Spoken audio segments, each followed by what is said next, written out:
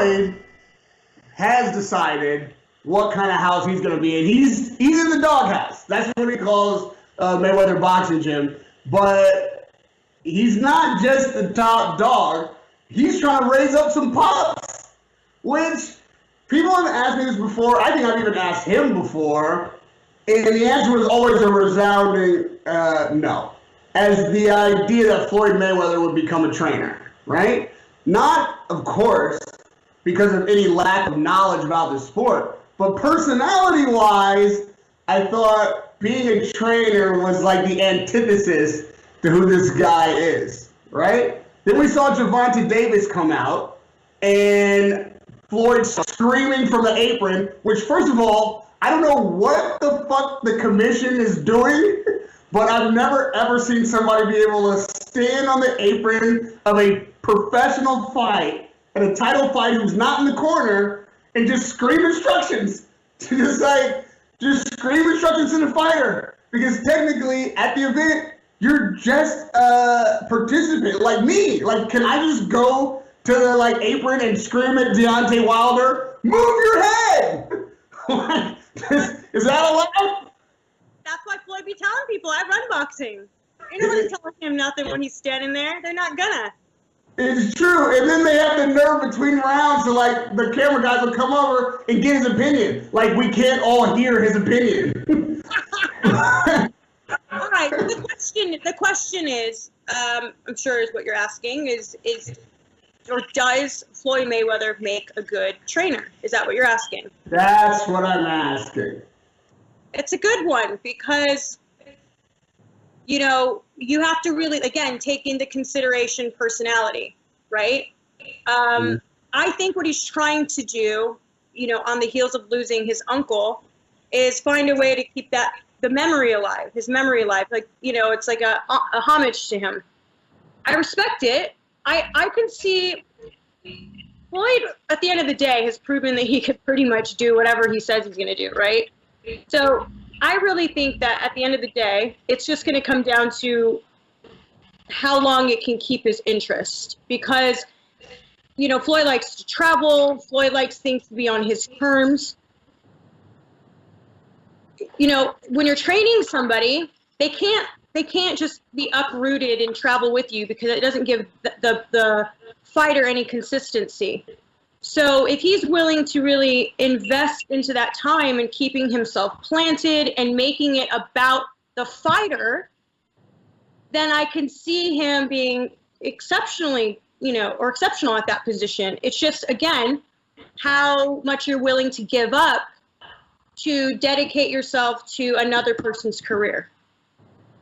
And as Michelle has said to me recently on their show, that ain't going to happen. This is the antithesis of what Floyd is all about. Floyd is all about Floyd. And that is not an issue when you are the best in your field. I get it. Why wouldn't it be all about you? Why wouldn't you run boxing? Why wouldn't you think that everything that you do is the best way it could possibly be done? Because you keep proving it over and over again. But in basketball, for instance, I've watched this in boxing as well. You'll notice that really good athletes, oftentimes good team players, can become good coaches. But the best of the best, the Jordans, the Kobes, even Magic Johnson tried to coach the Lakers for a bit. They cannot suffer the incompetence of mediocrity. They can't handle a fighter not being able to do what they themselves can do. It's all fun and games when it's your nephew and your son and you love these people and you're like, well, maybe I can impart this natural Mayweather ability to them and I can train them to be like me. But the first problem is you're training them to be like you. You think I'm the best, this is the best way to do it, let me make other people like me. That's not how training works. You have to find out what's the best about them and be able to be patient enough to develop that, deal with them losing fights that you would have won, make excuses for people losing when you think there really is no excuse. take criticism as a loser when you're just the trainer and not fight? Can you imagine when Floyd's in the corner and his fighter loses and someone says, you know what, somebody probably like me, no, not like me, because I'm the best at doing this, would say, how does it feel to have your first loss in the ring? Floyd is going to lose his fucking mind. He's going to be livid because that he can't suffer. I'm going to do what I do best, and that is be devil's advocate. You know what I'm saying? I'm always believing that somebody could do something if they want to really do it. I'm not going to say he can't, because obviously he can, but he can only do it, like I said, if he's willing to make sacrifices in his own life to revolve around another person who has nowhere near the accolades that you've had in your career. So I could see him bringing on a co-trainer who does a lot of the work, and then he is obviously there to do a lot of how do I say it?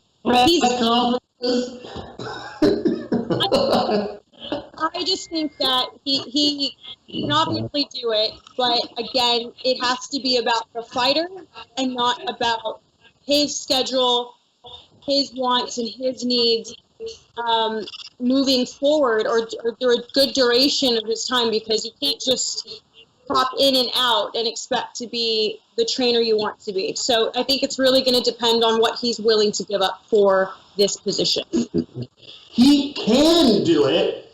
I don't think he'll want to. I don't think anything that you just said really would be appealing to him long term. Everything that you're talking about that's necessary for a good trainer is the opposite of his entire life. You're talking about a fighter who, at the top of... he left his promoter and promoted himself in a genius move because he didn't want to be told what to do. He wanted things on his schedule, on his time, to pick his fights the way he wanted it and promote it the way he saw fit. And it was the best stroke of genius business-wise in boxing, bar none. But as a promoter, he struggled to put together a camp, a full stable, I should say, of successful fighters, as any young promoter would. The difference between being a promoter and having a stable of guys, and they all have their trainers, and your job is to sell tickets and put that thing in front of the audience, which Floyd can do because he's Floyd, and being in the corner responsible to some degree as to whether a fighter wins or loses is a different type of accountability. And I don't see Floyd being the kind of guy that handles a blemish well or suffers mediocrity gladly. And I hope he proves me wrong, because he's such a genius in the sport, a defensive mastermind, arguably the best ever, that if he could impart that to somebody, if he could be humble and put the things aside that I think will be hurdles and actually be able to develop fighters' best skills and impart his best talents to them, he could be an amazing trainer. Someone I think that's actually doing that's of the same class as Floyd, is Roy Jones.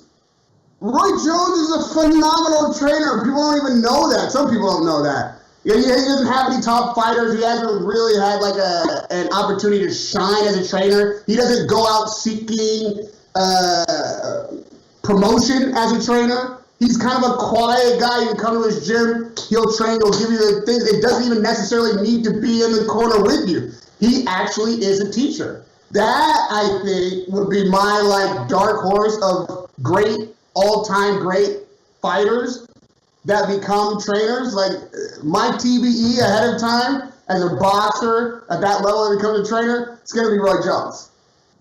It's going to be Roy Jones. I mean, look, it's really going to be about time, isn't it? Time will tell. Time will tell. Well, we've got nothing but time.